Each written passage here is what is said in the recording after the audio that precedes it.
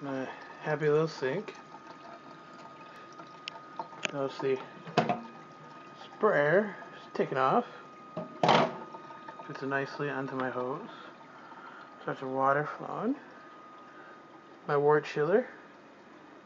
Maybe I'll use that tomorrow. I don't know. Got some leaks, but whatever. No big.